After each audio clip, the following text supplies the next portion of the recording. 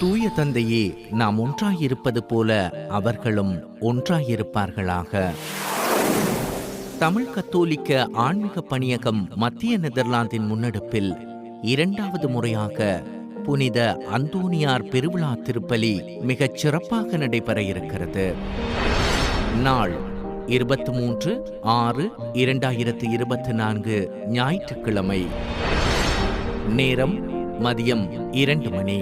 திரையில் தெரியும் ஆலய முகவரியில் புனித அந்தோனியாரின் திருவிழா கூட்டு திருப்பலி வெகு சிறப்பாக அருட்தந்தைகளால் ஒப்புக் கொடுக்கப்பட இருக்கிறது.